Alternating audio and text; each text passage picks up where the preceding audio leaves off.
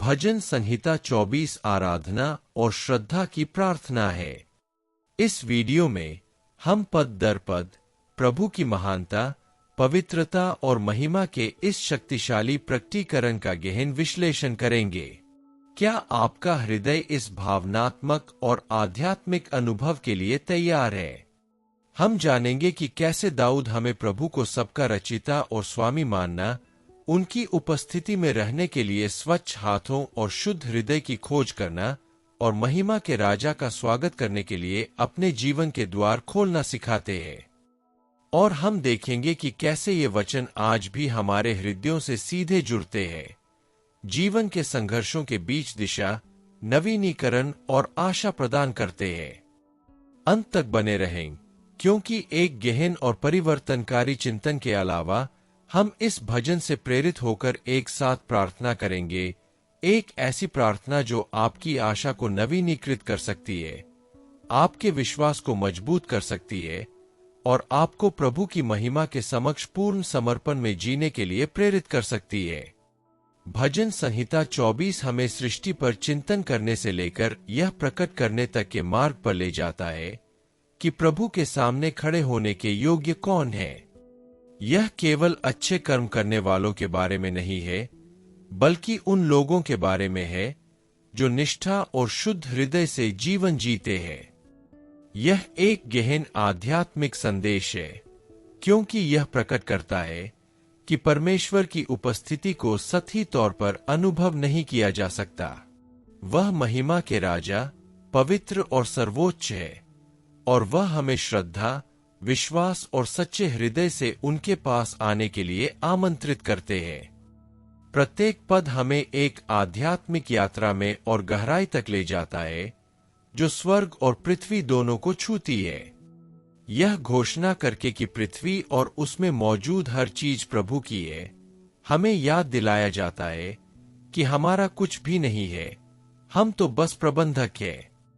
जब भजन संहिता पूछती है, प्रभु के पर्वत पर कौन चढ़ सकता है, तो यह हमें एक सच्चाई से रूबरू कराता है। हम मानवीय प्रयास से नहीं, बल्कि ईश्वर की कृपा से ही उनकी उपस्थिति में खड़े हो सकते हैं। और अंत में जब यह घोषणा करता है कि महिमा के राजा के लिए द्वार पूरी तरह से खुलने चाहिए, तो हम अपने भीतर के द्वार खोलने और उनकी महिमा को अपने भीतर राज करने देने का आह्वान महसूस करते हैं। यह एक ऐसा भजन है जो हमारा सामना करता है और साथ ही हमें सांत्वना भी देता है। यह हमारा सामना इसलिए करता है क्योंकि यह हमें दिखाता है कि ईश्वर के सामने खड़े होने के लिए हाथों और हृदय की पवित्रता आवश्यक है। यह हमें सांत्वना देता है क्योंकि यह हमें याद दिलाता है कि महिमा का यह राजा इतना शक्तिशाली और प्रतापी हमारे साथ रहना चाहता है। यह भय और विश्वास, श्रद्धा और आत्मीयता के बीच एक आदर्श संतुलन है।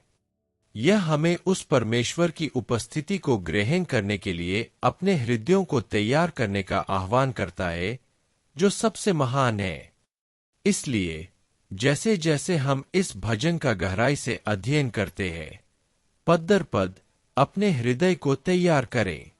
यह कोई साधारण पाठ नहीं है, बल्कि एक ऐसा रहस्योद्घाटन है जो आपके आध्यात्मिक जीवन को बदल सकता है। भजन 24 महिमा के राजा को आपके घर, आपके मन और आपके हृदय में प्रवेश करने का निमंत्रण है। छंद 1। प्रभु का पृथ्वी और उसकी परिपूर्णता, संसार और उसमें रहने वाले लोग। यह पद भजन संहिता 24 की शुरुआत इस शक्तिशाली घोषणा के साथ करता है कि वास्तव में सभी वस्तुओं पर किसका शासन है। यह केवल यह स्वीकार करने के बारे में नहीं है कि परमेश्वर ने पृथ्वी की रचना की है, बल्कि यह पुष्टि करने के बारे में है कि सब कुछ उसी का है। संपूर्ण पृथ्वी, सृष्टि का प्रत्येक विवरण और उसमें निवास करने वाला प्रत्येक जीवन। यह एक गहन अनुस्मारक है कि हमारे पास जो कुछ भी है, वह अपने आप में हमारा नहीं है। हम केवल उन चीजों के प्रबंधक हैं जो प्रभु की है। यह जागरूकता हमें विनम्रता, अपनी निर्भरता को स्वीकार करने और जो कुछ हमें मिला है उसके लिए कृतज्ञ होने के लिए प्रेरित करती है। यह स्वीकार करते हुए कि पृथ्वी और उसकी संपूर्णता प्रभु की है, दाऊद हम सभी को एक अटल सत्य के सामने रखते हैं। हमारा कुछ भी नहीं है, बल्कि हमें सृष्टिकर्ता के साथ साझेदारी में रहने और उसकी देखभाल करने के लिए आमंत्रित किया जाता है। यह दृष्टिकोण हमारी संपत्ति, हमारे समय और यहाँ तक कि हमारे रिश्तों के प्रति हमारे दृष्टिकोण को बदल देता है।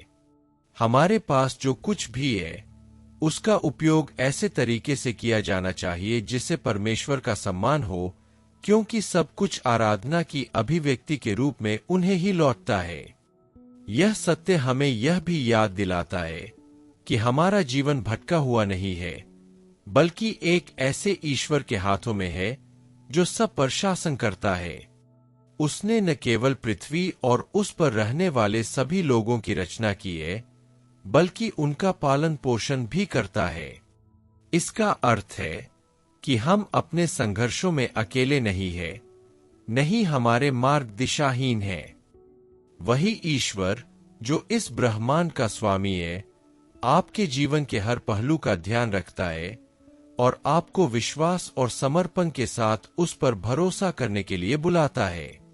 यह स्वीकार करना कि पृथ्वी प्रभु की है और उसकी परिपूर्णता अनिश्चितता के समय में भरोसा रखने का एक निमंत्रण भी है। जब हम याद रखते हैं कि सब कुछ ईश्वर का है, उन घटनाओं सहित जिन्हें हम समझ नहीं पाते, तो हम अनियंत्रित को नियंत्रित करने की चिंता से मुक्त हो जाते हैं। ईश्वर की संप्रभुता केवल एक धार्मिक सत्य नहीं है, बल्कि एक दैनिक सांत्वना है। दुनिया असंतुलित नहीं है, यह उसके हाथों में है जिसने इसे बनाया है। यह जानने से हमें शांति मिलती है, तब भी जब स्थिति अराजक लगती है, क्योंकि पृथ्वी का स्वामी सिंहासन पर विराजमान है, इतिहास के हर विवरण की देखरेख कर रहा है और अपने शाश्वत उद्देश्य के अनुसार सब कुछ निर्देशित कर रहा है। प्रतिबिंबित करना, क्या मैं अपने जीवन का स्वामी बनकर जी रहा हूं या प्रभु की चीजों का भंडारी बनकर? मैं अपने संसाधनों, प्रतिभाओं और समय का उपयोग किस प्रकार कर सकता हूं जिससे सब कुछ के सच्चे स्वामी परमेश्वर का आदर हो? क्या इस बोध ने कि सब कुछ उन्हीं का है मुझे अधिक कृतज्ञता, विश्वास और निर्भरता के साथ जीने के लिए प्रेरित किया है? पद 2, क्योंकि उसने पृथ्वी की नींव समुद्रों पर रखी और उसे नदियों पर स्थिर किया। यह श्लोक हमें प्रभु की सृजनात्मक शक्ति पर चिंतन करने के लिए आमंत्रित करता है, जिन्होंने पृथ्वी को ऐसी नींव पर स्थापित किया जो मानवीय दृष्टि से अस्थिर प्रतीत होती है। समुद्र और नदियां गति, अस्थिरता और हमारे नियंत्रण से परे किसी चीज के प्रतीक है। फिर भी प्रभु ने इन्हीं पर सृष्टि की स्थापना की, यह प्रदर्शित करते हुए कि उनकी शक्ति सर्वोच्च है और केवल वही उन चीजों में व्यवस्था ला सकते हैं जो हमें अव्यवस्थित लगती है। यह छवि प्रकट करती है कि जीवन के अनिश्चित क्षेत्रों में भी ईश्वर अडिग चट्टान बने हुए हैं। यह पुष्टि करके कि पृथ्वी समुद्रों पर स्थापित है, वचन हमें नए आत्मविश्वास की ओर ले जाता है। जो मनुष्य को असंभव लगता है, वह परमेश्वर के लिए पूरी तरह संभव है। वह अशांत जल पर, कभी न रुकने वाली नदियों पर और मानवीय तर्क को चुनौती देने वाले तत्वों पर शासन करता है। इसी प्रकार हमारे जीवन में भी प्रभु अस्थिर परिस्थितियों को दृढ़ता की गवाही में बदलने में सक्षम है। जो हमारे लिए अनिश्चितता है, वह उसके लिए उसके पूर्ण प्रभुत्व को प्रदर्शित करने का एक और अवसर मात्र है। यह श्लोक हमें याद दिलाता है कि दुनिया बेकाबू नहीं है, जैसा कि हम अक्सर सोचते हैं। सृष्टि का पालन पोषण सृष्टिकर्ता के हाथों में है और इसी प्रकार हमारा जीवन भी उसके हाथों में सुरक्षित है। जो पानी हमारे सपनों और आशाओं को निगलने की धमकी देता प्रतीत होता है, वह वास्तव में उसी के नियंत्रण में है जो सबका शासन करता है। यह जानकर हमें शांति मिलती है कि वही पृथ्वी का आधार और हमारे अस्तित्व का आधार है।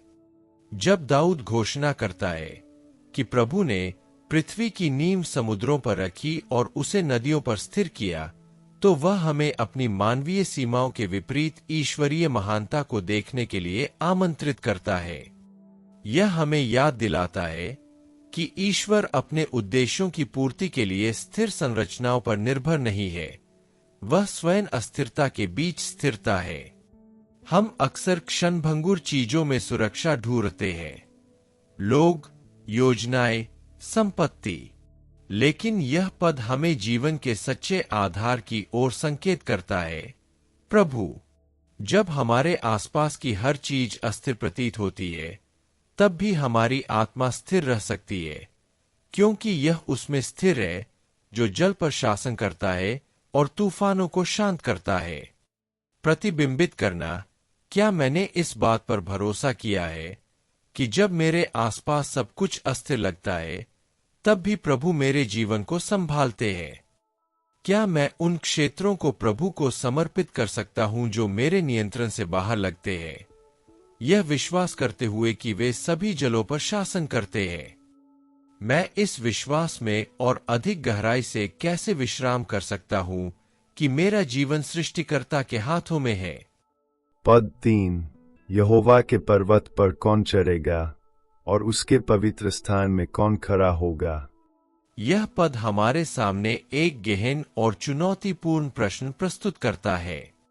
प्रभु का पर्वत और उनका पवित्र स्थान केवल एक भौतिक स्थान नहीं, बल्कि ईश्वर की उपस्थिति का स्थान है, जहां उनकी पवित्रता प्रकट होती है और जहां मानव हृदय सृष्टिकर्ता के साथ सच्चा मिलन पाता है। दाऊद का प्रश्न हमें इस बात पर विचार करने के लिए प्रेरित करता है कि कौन उनके निकट आने, उनकी उपस्थिति में रहने और परम प्रधान के साथ घनिष्ठता का आनंद लेने के योग्य है। यह आत्म मूल्यांकन का, अपने भीतर झांकने और यह समझने का निमंत्रण है कि हमें शुद्धिकरण और अनुग्रह पर पूर्ण निर्भरता की कितनी आवश्यकता है। पर्वत और पवित्र स्थान ऊंचाई, पवित्रता और पृथक्करण के प्रतीक है।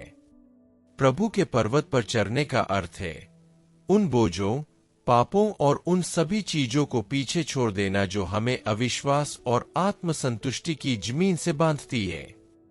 उनके पवित्र स्थान में रहने का अर्थ है एक ऐसा हृदय होना जो पवित्रता की अभिलाषा रखता हो, जो शाश्वत के सामीप्य की खोज करता हो, केवल एक अनुष्ठान के रूप में नहीं, बल्कि एक जीवन शैली के रूप में। इसलिए यह प्रश्न केवल आलंकारिक नहीं है, बल्कि समर्पण और पूर्ण समर्पण के लिए एक दिव्य आह्वान है। यह श्लोक हमें यह भी याद दिलाता है कि प्रभु के समक्ष खड़े होना मानवीय गुणों के बारे में नहीं, बल्कि रूपांतरित होने के लिए तत्पर हृदय के बारे में है। पर्वत पर चढ़ना एक ऐसी प्रक्रिया है जिसके लिए विश्वास, समर्पण और विनम्रता की आवश्यकता होती है, और पवित्र स्थान में बने रहना अनुग्रह से शुद्ध हृदय का फल है। यह प्रश्न हमारे दिनों में एक निमंत्रण के रूप में गूंजता है। क्या आप सचमुच प्रभु के निकट, उनकी उपस्थिति के केंद्र में रहना चाहते हैं? यदि हाँ, तो अपने हृदय को उनके साथ जोड़ना और उनसे चरने और टिके रहने की शक्ति प्राप्त करना आवश्यक है। दाऊद के प्रश्न, प्रभु के पर्वत पर कौन चढ़ेगा और उसके पवित्र स्थान में कौन खड़ा होगा, प्रकट करते हैं कि सच्ची आराधना एक यात्रा है, कोई घटना नहीं। प्रभु के पर्वत पर चढ़ना पवित्रीकरण की प्रक्रिया का एक रूपक है, जिसके प्रत्येक चरण में वैराग्य, पश्चाताप और ईश्वर को और गहराई से जानने की सच्ची इच्छा की आवश्यकता होती है। यह मानवीय शक्ति द्वारा की गई चढ़ाई नहीं है, बल्कि अनुग्रह द्वारा निर्मित मार्ग है। हर बार जब हम पवित्रता, क्षमा, आज्ञाकारिता और प्रेम को चुनते हैं, तो हम इस पर्वत की ओर एक कदम बढ़ा रहे होते हैं। और जितना हम उसके करीब पहुंचते हैं, उतना ही हमें पता चलता है कि ईश्वर पूर्णता नहीं, बल्कि ईमानदारी चाहते हैं।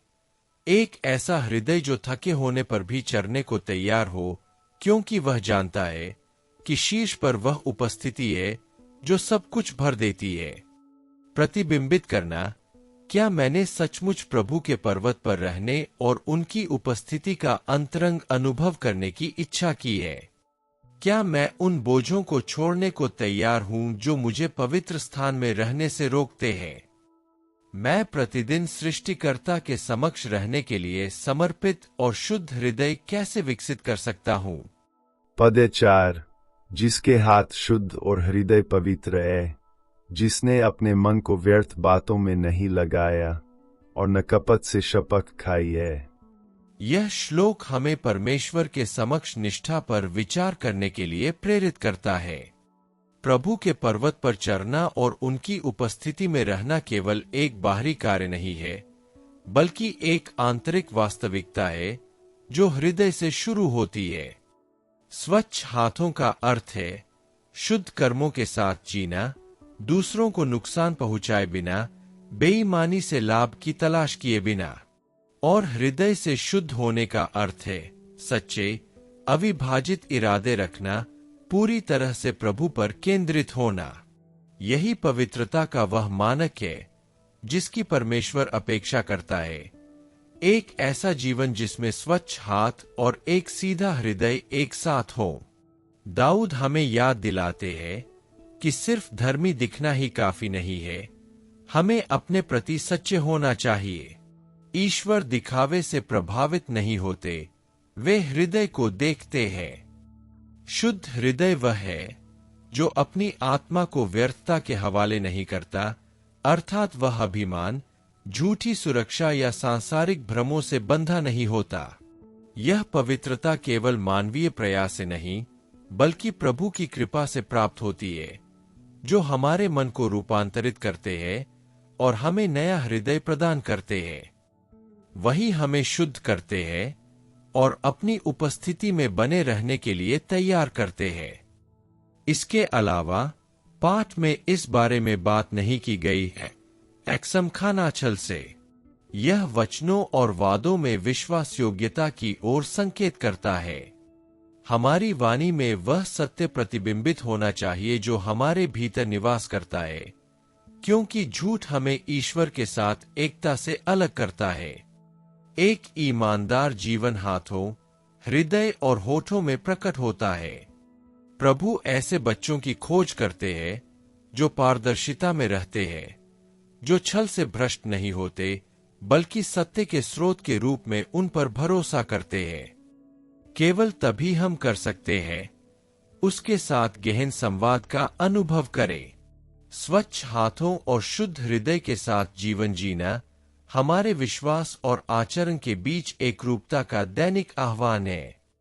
एक ऐसे संसार में जहां दिखावे अक्सर सार से ज्यादा मायने रखते हैं, ईश्वर निरंतर उन लोगों की खोज में रहते हैं जो आत्मा और सच्चाई से उनकी आराधना करते हैं, जो खुद को मिथ्याभिमान के आगे नहीं बेचते या सुविधा के लिए ईमानदारी का व्यापार नहीं करते। सच्ची पवित्रता प्रभु के साथ एक गहरे रिश्ते का फल है जो हमें भीतर से गढ़ते हैं और इस परिवर्तन को हमारे दृष्टिकोण में प्रवाहित करते हैं। इसी प्रक्रिया में हम पाते हैं कि पवित्रता एक बोझ नहीं, बल्कि एक स्वतंत्रता है। ईश्वर के सामने पूरे हृदय से, बिना किसी मुखौटे या छल के जीने की स्वतंत्रता। प्रतिबिंबित करना, क्या मैंने परमेश्वर और मनुष्य के सामने स्वच्छ हाथों से जीने की कोशिश की है? क्या मेरा हृदय उन मिथ्याभिमान और गुप्त इरादों से मुक्त है जो मुझे प्रभु से दूर करते हैं? क्या मैंने पवित्र आत्मा को अपनी गहरी प्रेरणाओं को शुद्ध करने दिया है? क्या मेरे शब्द प्रभु के सत्य को प्रतिबिंबित करते हैं, या मैं धोखे में आ गया हूं? क्या मैं उस पवित्रता की खोज करने को तैयार हूं जो केवल प्रभु ही अपनी उपस्थिति में रहने के लिए प्रदान कर सकते हैं? पद 5, वह यहोवा से आशीष और अपने उद्धारकर्ता परमेश्वर से धार्मिकता पाएगा। यह श्लोक हमें याद दिलाता है कि सच्चा पुरस्कार संसार से नहीं, बल्कि प्रभु की उपस्थिति से मिलता है। प्रभु का आशीर्वाद एक ऐसा उपहार है जो संघर्षों के बीच भी जीवन को उद्देश्य, शांति और सुरक्षा से भर देता है। जब हम स्वच्छ हाथों और शुद्ध हृदय से जीने का प्रयास करते हैं, जैसा कि हमने पिछले श्लोक में देखा, तो हम अपने जीवन में ईश्वर के न्याय के प्रकटीकरण के लिए जगह बनाते हैं। वही हमें सहारा देते हैं, हमारा मार्गदर्शन करते हैं और हमें शक्ति प्रदान करते हैं और हमारे सभी पथों में हमें स्थिरता प्रदान करते हैं। हमारे उद्धारक परमेश्वर की धार्मिकता केवल संतुलन या धार्मिकता से कहीं बढ़कर है। यह उस दिव्य चरित्र का प्रकटीकरण है जो हमें घेरे रहता है, हमारी रक्षा करता है और प्रेम से हमें सुधारता है। यह कोई ऐसी चीज नहीं है जिसे हम अकेले प्राप्त करते हैं, बल्कि यह हमें विश्वास और दैनिक समर्पण के माध्यम से प्राप्त होती है। सत्य निष्ठा का प्रत्येक कार्य, सत्य और प्रेम का प्रत्येक चुनाव प्रभु की धार्मिकता को आकर्षित करता है और वह हमारे जीवन में अपने वचन को पूरा करता है। यह विश्वास करने का एक निमंत्रण है, यह जानते हुए कि वह उन लोगों का सम्मान करता है जो उसकी इच्छा के अनुसार जीने का प्रयास करते हैं। इसके अलावा यह पद हमें दिखाता है कि परमेश्वर का आशीर्वाद और धार्मिकता एक दूसरे के पूरक है। ये आशीर्वाद उसके वचन के प्रति निष्ठा या हमारे हृदय की ईमानदारी से अविभाज्य है। प्रभु का आशीर्वाद प्राप्त करने का अर्थ है धार्मिकता से सुरक्षित और निर्देशित होना, संसार के फंदों से सुरक्षित रहना और हर निर्णय में दृढ़ होना। प्रभु द्वारा निर्देशित जीवन पूर्ण विश्वास का जीवन है, जहां हम यह स्वीकार करते हैं कि वही समस्त उद्धार और प्रत्येक सच्ची विजय का स्रोत है। प्रभु का आशीर्वाद और धार्मिकता प्राप्त करना ईश्वर के हृदय के अनुरूप जीवन जीने का अनुभव है। यह इस बोध के साथ जीना है कि जब हम परम प्रधान के मार्गदर्शन में चलते हैं तो हमें किसी चीज की कमी नहीं होती। यह आशीर्वाद केवल भौतिक ही नहीं बल्कि आध्यात्मिक भी है। यह तूफान के बीच शांति, कमजोरी में शक्ति और जब सब कुछ अनिश्चित लगता है तब आशा है। यह उद्धारक परमेश्वर की निरंतर उपस्थिति है जो हमें याद दिलाती है कि जब दुनिया इसे पहचान नहीं पाती तब भी वह उन लोगों को देखता है, पुरस्कृत करता है और उनका पालन पोषण करता है जो उसके नाम पर भरोसा करते हैं। प्रतिबिंबित करना, क्या मैंने अपने जीवन में हृदय की पवित्रता और कर्मों की निष्कपटता के माध्यम से प्रभु का आशीर्वाद प्राप्त किया है? क्या मुझे विश्वास है कि परिस्थितियां प्रतिकूल होने पर भी परमेश्वर मेरे लिए न्याय प्रकट करते हैं?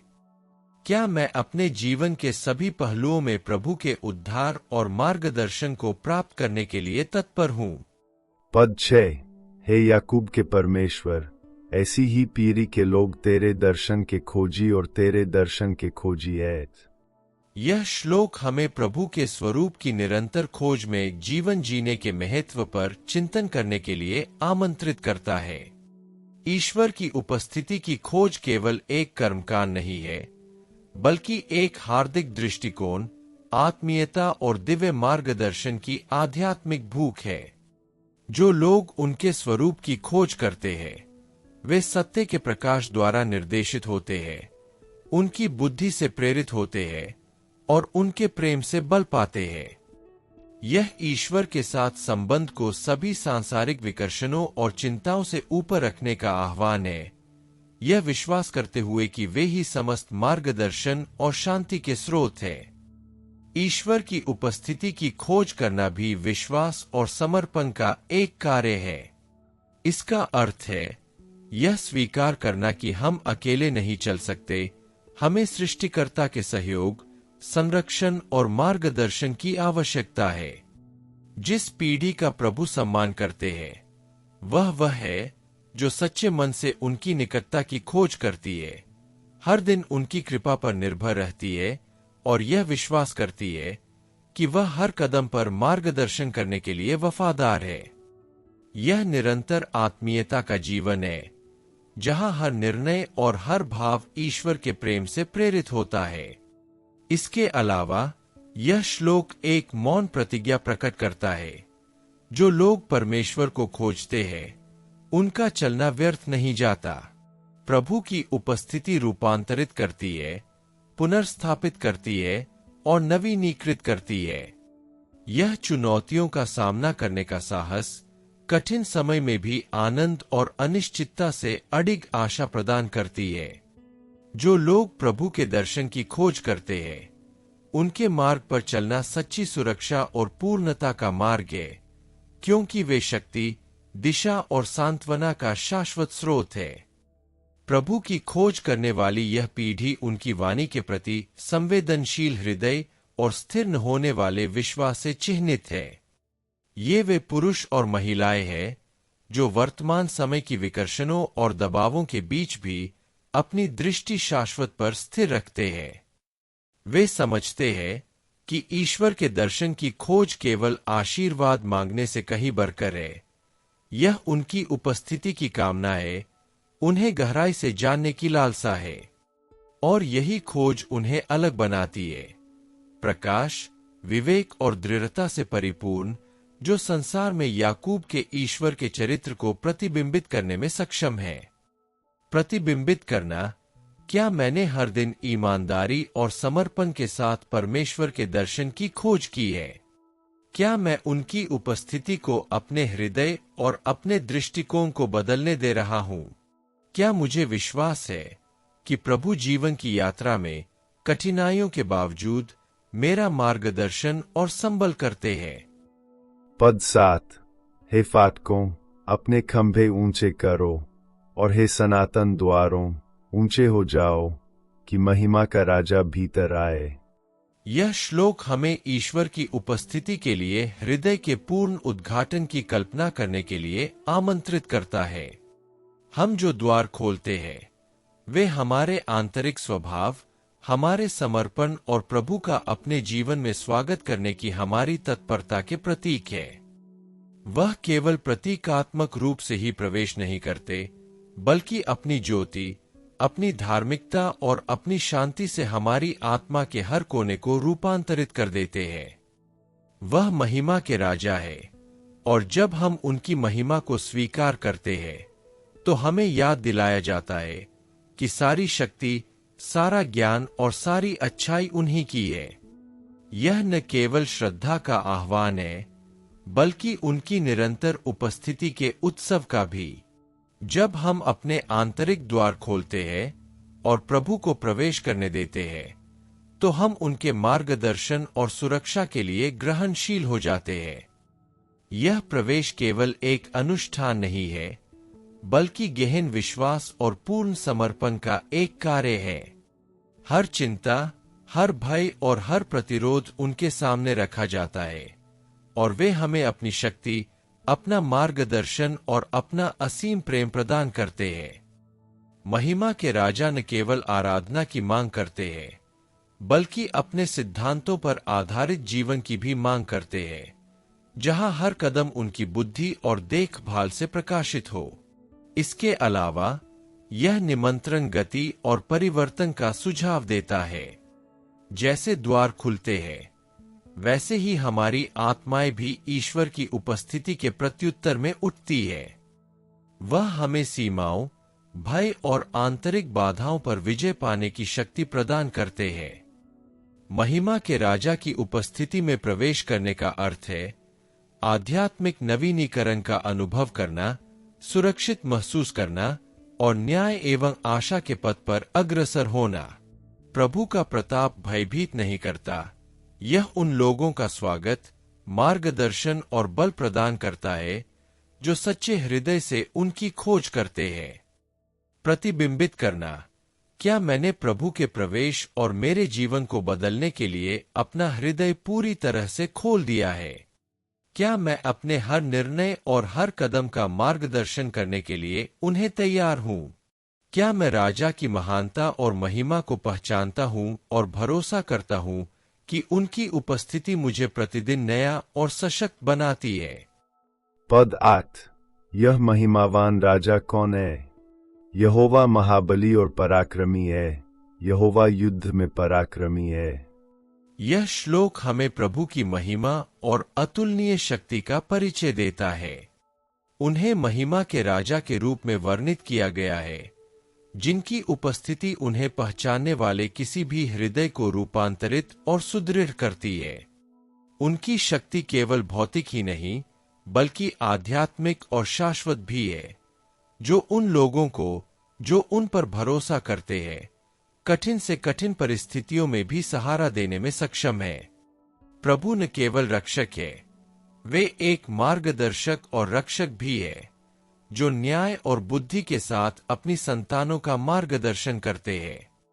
युद्ध में प्रभु को शक्तिशाली मानने से हमें जीवन की चुनौतियों का अटूट विश्वास के साथ सामना करने का साहस मिलता है, यह जानते हुए कि उनकी उपस्थिति निश्चित है। जब हम प्रभु की शक्ति का अनुभव करते हैं, तो हम समझते हैं कि उनकी प्रभुता से बढ़कर कोई संघर्ष नहीं है। वे हमारी समझ से परे लड़ाइयों का सामना करते हैं और उन्हें जीतते हैं, और हमें दिखाते हैं कि उन पर भरोसा करना ही पूर्ण सुरक्षा है। उनकी शक्ति हमें घेरे रहती है और हमें किसी भी विपत्ति का सामना करने के लिए दृढ़ रहने के लिए प्रेरित करती है। युद्ध में उन्हें पराक्रमी कहकर हमें याद दिलाया जाता है कि वे हमें सहारा देते हैं, हमारा मार्गदर्शन करते हैं और हमारी रक्षा करते हैं, यह सुनिश्चित करते हुए कि कोई भी बुराई उन लोगों पर विजय न पा सके जो ईमानदारी और भक्ति से उनकी खोज करते हैं। यह श्लोक हमें आराधना और पूर्ण समर्पण के लिए भी आमंत्रित करता है। प्रभु को महिमा के राजा के रूप में स्वीकार करने से उनके अधिकार के लिए हमारे निर्णयों, हमारे मार्गों और हमारे विचारों को बदलने का मार्ग प्रशस्त होता है। यह समझना है कि उनकी शक्ति केवल जरूरत के समय के लिए एक संसाधन नहीं है, बल्कि एक निरंतर उपस्थिति है, जो हर दिन हमारे साथ रहती है और हमारी रक्षा करती है। इस सत्य को स्वीकार करने से हमारा आत्मविश्वास बढ़ता है और हमें हर कदम पर साहस, कृतज्ञता और नई आशा के साथ जीने की प्रेरणा मिलती है। प्रतिबिंबित करना, क्या मैंने अपने जीवन में प्रभु को महिमा के राजा के रूप में स्वीकार किया है? क्या मुझे सचमुच भरोसा है कि उनकी शक्ति मुझे हर संघर्ष में सहारा देती है?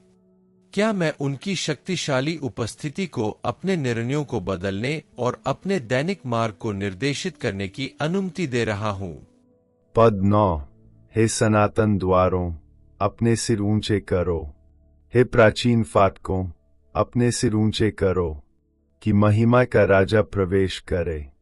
यह श्लोक हमें प्रभु, महिमा के राजा के स्वागत के लिए खुलते द्वारों की कल्पना करने के लिए आमंत्रित करता है। प्रत्येक द्वार जो खुलता है, हमारे हृदय, हमारे जीवन और हमारे मार्गों को उनकी उपस्थिति का स्वागत करने के लिए तैयार होने का प्रतिनिधित्व करता है। यह आंतरिक नवीनीकरण, मन और आत्मा की शुद्धि का आह्वान है, जिससे प्रभु की महिमा और तेज हमारे भीतर प्रवेश कर सके और हमारे आसपास की हर चीज को बदल सके। पुराने द्वार खोलकर हमें आदतों, भय और सीमाओं को पीछे छोड़ने के लिए आमंत्रित किया जाता है, ताकि प्रभु की शक्ति और पवित्रता हमारे हर कदम का मार्गदर्शन कर सके। द्वार खोलने का आह्वान केवल भौतिक नहीं, बल्कि गहन आध्यात्मिक है। इसका अर्थ है मानवीय नियंत्रण त्यागना और प्रभु को नेतृत्व करने देना, जो प्रेम और न्याय के साथ हमारे जीवन का मार्गदर्शन करे। खुलने वाला प्रत्येक द्वार उनकी उपस्थिति का अनुभव करने और अपने भीतर उनकी महिमा के प्रभाव को महसूस करने का एक अवसर है। यह हमारे निर्णयों, शब्दों और कार्यों को राजा के निर्देशों के अनुरूप होने का निमंत्रण है। यह स्वीकार करते हुए कि सब कुछ उन्हीं से आता है और वे सभी आराधना और सम्मान के योग्य है।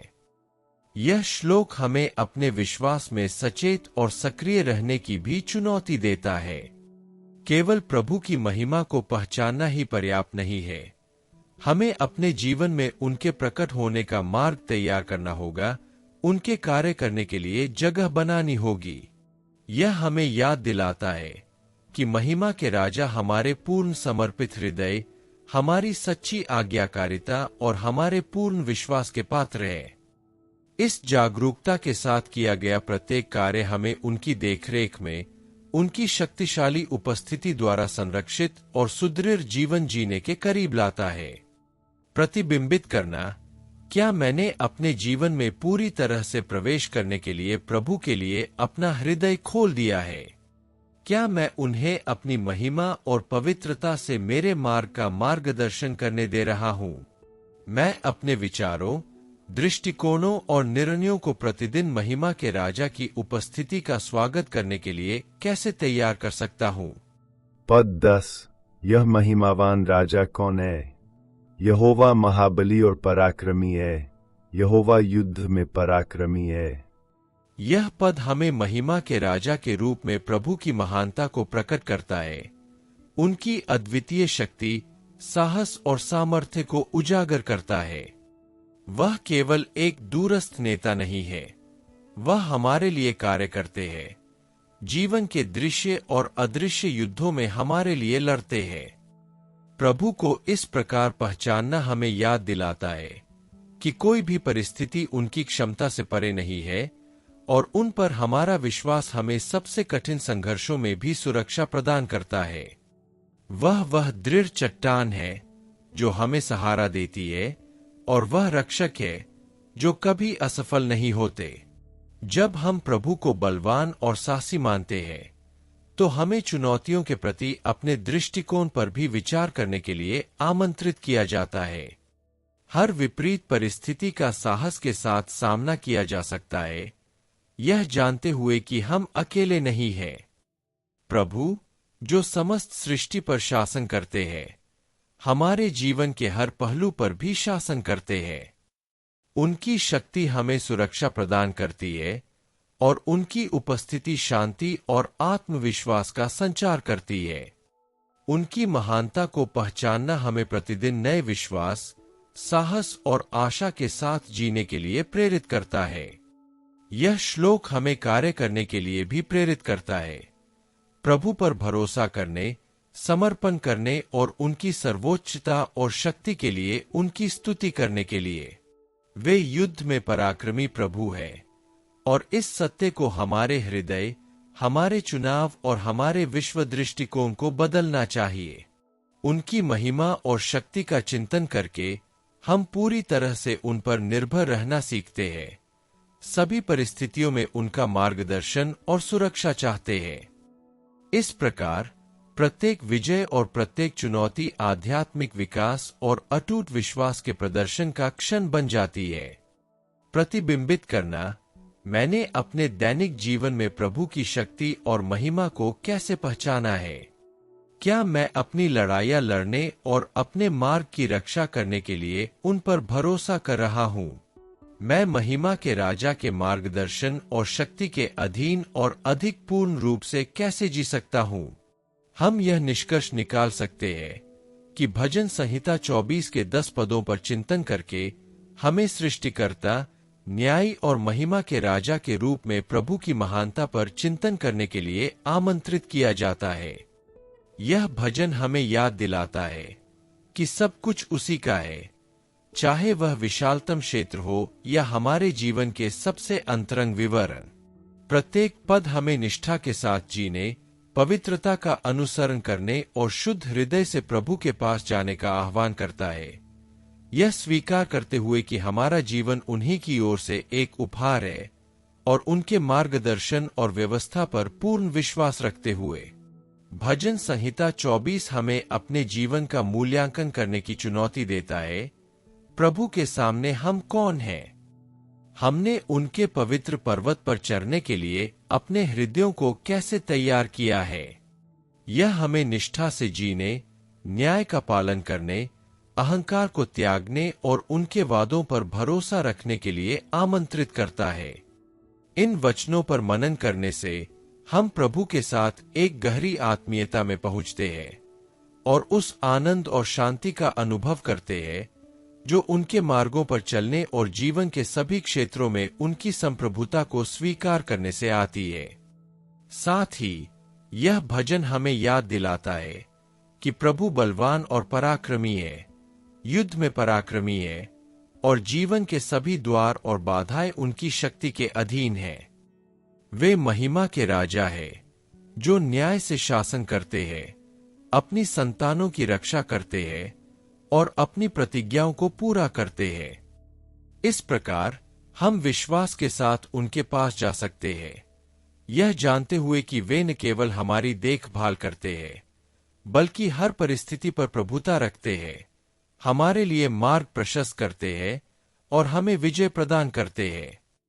हर चुनौती उनके प्रताप को पहचानने और उनकी उपस्थिति की सुरक्षा में विश्राम करने का अवसर बन जाती है। अब जब हम प्रत्येक पद का अर्थ और प्रभु द्वारा हमें दिया जाने वाला संदेश समझ गए हैं, तो मैं आपको भजन संहिता 24 के अनुसार 6 और दिनों तक प्रार्थना करने के लिए आमंत्रित करता हूं। प्रत्येक पद को प्रभु के साथ एक गहन वार्तालाप के रूप में पढ़े और उन्हें आप में ईमानदारी और पवित्रता का जीवन जीने की इच्छा को प्रबल करने दे, जो आपके कार्यों, विकल्पों और दूसरों के प्रति प्रेम में स्पष्ट हो, और यह विश्वास रखे कि वे सारी पृथ्वी के प्रभु हैं और कोई भी बाधा उनकी शक्ति का सामना नहीं कर सकती। और इस संदेश को अपने हृदय में अंकित करने के लिए हम आपको अब प्रार्थना करने के लिए आमंत्रित करते हैं और भजन संहिता 24 से प्रेरित इस विशेष प्रार्थना को अपने साथ रखने के लिए आमंत्रित करते हैं। जब भी आप यह याद रखना चाहें कि प्रभु महिमावान, न्यायी और विश्वासयोग्य है, कि वह सभी वस्तुओं पर शासन करता है और जो लोग उसके पवित्र पर्वत पर चढ़ने का प्रयास करते हैं, उन्हें दया, सुरक्षा और शांति प्राप्त होती है, जो सभी समझ से परे है। भजन संहिता 24 से प्रेरित प्रार्थना। सर्वशक्तिमान ईश्वर, हे सर्वभूतों के रचिता, मैं स्वीकार करता हूं कि जो कुछ भी विद्यमान है वह सब आपका है। सर्वोच्च स्वर्ग से लेकर मेरे हृदय के अंतरतम कोनों तक आप महिमा के राजा है, बलवान और पराक्रमी, अपने सभी मार्गों में धर्मी। आज मैं अपने जीवन के हर पहलू, हर निर्णय, हर इच्छा और हर भय को आपके समक्ष रखता हूँ, इस विश्वास के साथ कि आपकी सतर्क दृष्टि और देखभाल से कुछ भी नहीं बच सकता। मुझे सत्यनिष्ठा और पवित्रता के साथ जीना सिखाए, इस संसार के घमंड या झूठ के आगे न झुकना, बल्कि आपके मार्गों के प्रति वफादार और सच्चे रहना सिखाए। हे प्रभु, मेरे हृदय को दृढ़ करो ताकि मैं तुम्हारे पवित्र पर्वत पर चढ़ सकूं और तुम्हारी उपस्थिति में खड़े होने के लिए तैयार और योग्य बन सकूं। मेरे इरादों को शुद्ध करो, मेरे हाथों और मेरे हृदय को निर्मल करो और मुझे ऐसा बनाओ जो हर कार्य में तुम्हारी पवित्रता की खोज करे। मेरे चुनाव तुम्हारी धार्मिकता को प्रतिबिंबित करें और मेरा जीवन तुम्हारे प्रकाश का प्रतिबिंब हो। मुझे सभी छलकपट को त्यागने, अपनी आत्मा को असत्य के हवाले न करने और प्रतिदिन तुम्हारे समक्ष धर्मी होकर चलने में सहायता करो। हे प्रभु, मेरा विश्वास पुनः स्थापित करो और मेरी आशा को नवीनीकृत करो। मुझे पूर्णतः आप पर निर्भर रहना सिखाओ, यह जानते हुए कि सभी द्वार आपकी इच्छा के अनुसार खुलते हैं और कोई भी बाधा आपकी शक्ति का विरोध नहीं कर सकती। मैं यह जान सकूं कि आपकी प्रभुता मेरे जीवन के हर पहलू पर शासन करती है और आप में मुझे शक्ति, सुरक्षा और दिशा मिलती है। मुझे बिना किसी भय के पूर्ण विश्वास के साथ, यह जानते हुए कि आप महिमावान और विश्वासयोग्य हैं, आपके निकट आने का साहस प्रदान करो। हे पिता, महिमा के प्रभु, मेरे कदमों का मार्गदर्शन करें ताकि मैं आपके उद्देश्य के अनुसार जी सकूं। मेरा जीवन स्तुति, कृतज्ञता और उस प्रभु में विश्वास की अभिव्यक्ति हो जो सारी पृथ्वी पर राज करता है।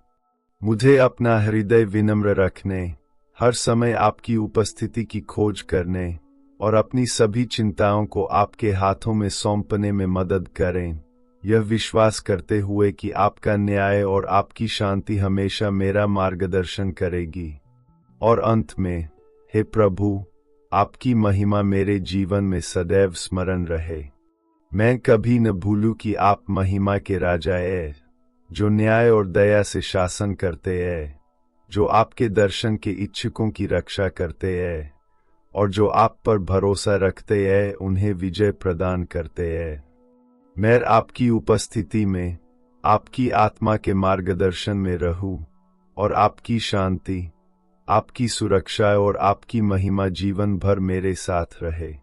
यीशु के नाम पर आमीन। अगर यह संदेश आपके दिल को छू गया है तो कृपया इस वीडियो को लाइक करें और इसे किसी ऐसे व्यक्ति के साथ साझा करें जिसे यह याद दिलाने की जरूरत है कि जीवन की चुनौतियों और जिम्मेदारियों के बावजूद प्रभु ही न्याय से शासन करते हैं, उनकी रक्षा करते हैं जो उनकी उपस्थिति की तलाश करते हैं, और उन लोगों को विजय प्रदान करते हैं जो उन पर भरोसा करते हैं। आइए हम सब मिलकर यह पहचानना सीखें कि सब कुछ उन्हीं का है। ईमानदारी से जीवन जिए और उनकी देखभाल और सुरक्षा के पवित्र पर्वत पर प्रतिदिन चढ़े। भजन संहिता पर गहन चिंतन जारी रखने के लिए चैनल की सदस्यता ले। प्रत्येक नए अध्ययन को प्राप्त करने के लिए नोटिफिकेशन चालू करें और टिप्पणियों में अपना प्रार्थना अनुरोध छोड़ दें ताकि हम विश्वास और स्नेह के साथ आपके लिए मध्यस्थता कर सके। प्रभु आपके हृदय को दृढ़ करे, आपके कदमों को प्रकाशित करे और भजन संहिता 24 की शिक्षाओं को प्रतिदिन लागू करने में आपकी सहायता करे। आप आत्मविश्वास से जीवन जिए, हर परिस्थिति में सृष्टिकर्ता की सर्वोच्चता को पहचाने और अपने जीवन के हर क्षेत्र में उसकी महिमा का उत्सव मनाए। प्रभु की शांति, सुरक्षा और उपस्थिति सदैव आपके साथ रहे, आपके पथ का मार्गदर्शन करे, आपकी आत्मा की रक्षा करे और हर दिन आपके विश्वास को नवीनीकृत करे। आप सचमुच और गहराई से उस परमेश्वर की महिमा का अनुभव करें जो सारी पृथ्वी पर शासन करता है और अपने मार्गों पर न्याय करता है। अगले वीडियो तक भगवान आपके जीवन, आपके परिवार और आपके व्यवसाय को आशीर्वाद दे।